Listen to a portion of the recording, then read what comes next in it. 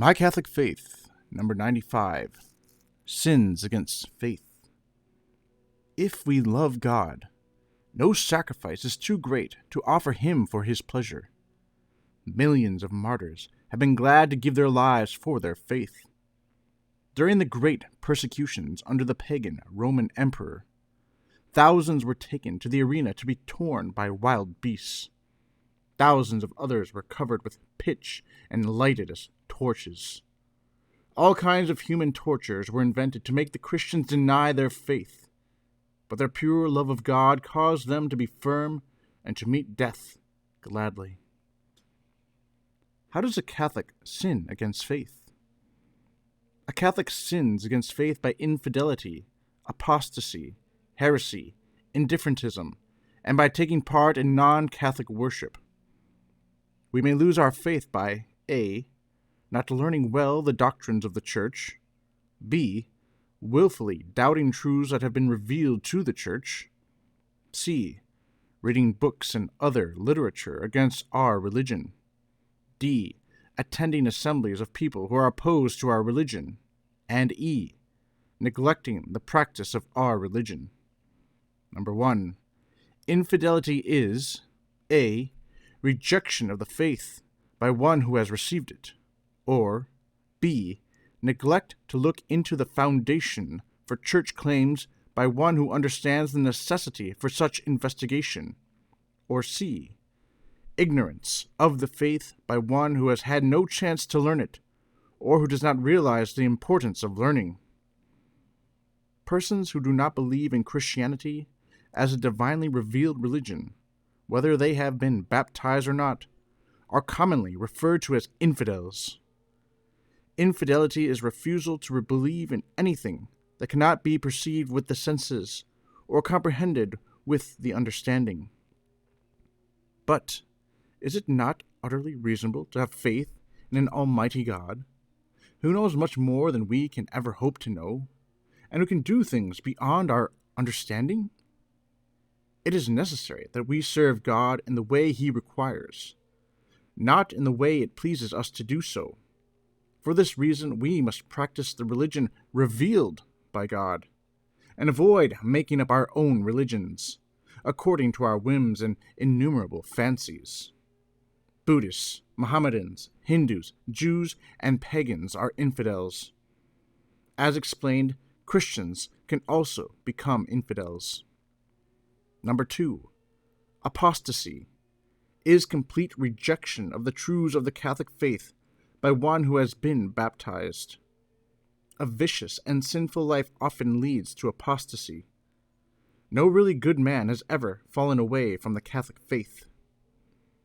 An apostate denies or gives up his religion through fear or shame, or through worldly motives or human respect, and denies Christ Himself. He is under sentence of eternal damnation. For Christ says, "Whoever disowns me before men, I in turn will disown him before my Father in heaven." Matthew 10:33. It may happen that a Catholic gives up his religion because he had a quarrel with the priest. He crucifies Christ because of a petty disagreement with a mortal. Such a man should ever remember that he who loses his goods loses much. He who loses his life loses more. But he who loses his faith loses all. Number 3. Heresy is the refusal of baptized persons to accept one or more of the truths revealed by God and taught by the Catholic Church. If this refusal is voluntary and obstinate, there is formal heresy. If it is involuntary, there is material heresy. A heretic claims to be Christian, but denies one or more truths revealed by God. Members of Protestant denominations are heretics. Much of their heresy, however, is negative or material, that is accompanied by no obstinacy of the will. For example, the heresy of a Protestant who has always believed his is the religion ordained by God. Number 4. Indifferentism teaches that all religions are equally good. It is the result of a lack of interest in religion. Many do not want to trouble themselves about studying their religion and gradually lose faith. A soul is like a plant. It needs to be watered continuously by the truths and practices of religion. Unless it is so nourished, it will sicken and perish.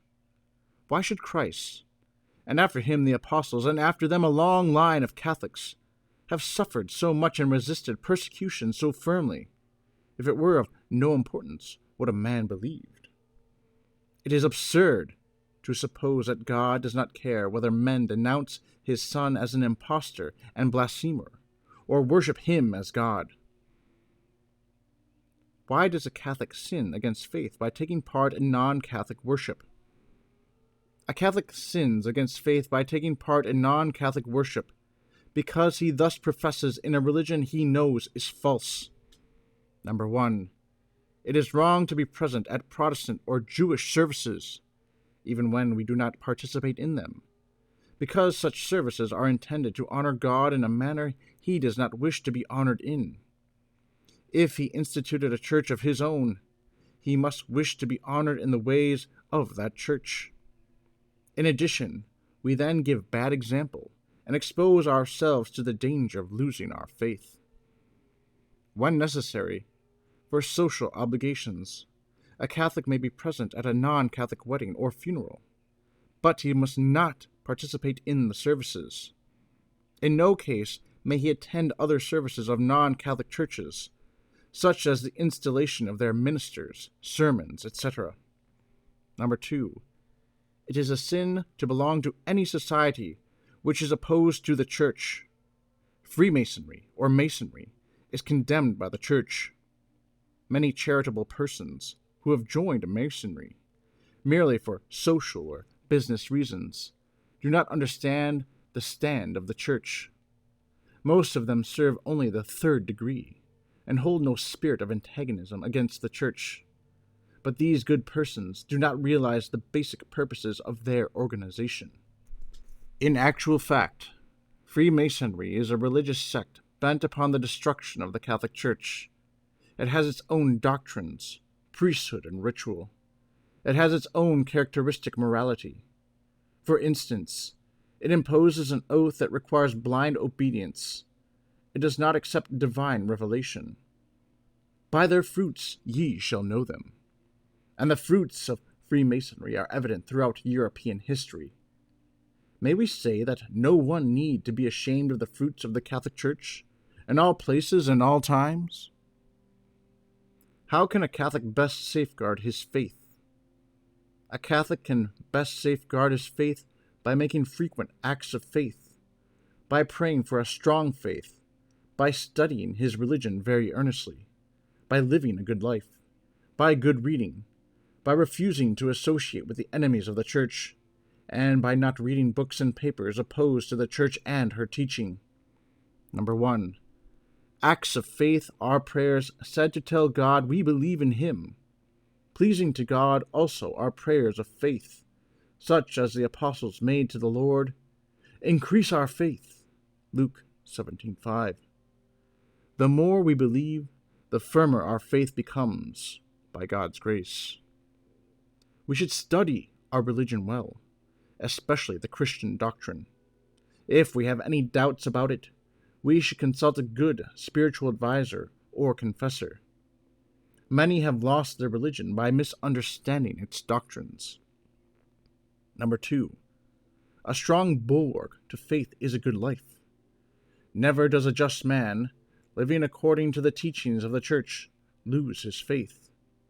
To increase in faith, let us go to confession and receive Holy Communion often, that our spirits may be nourished by divine food.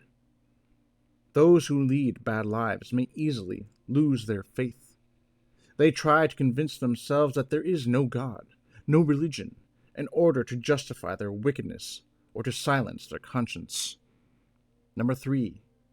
We must take care that the books and magazines we read are neither wicked nor against the doctrines of the Church.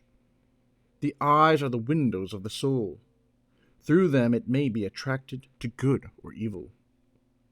We must also refrain from being intimate with enemies of the Church who speak against it and assail it on all occasions. Let us avoid pitfalls that we may not fall into them.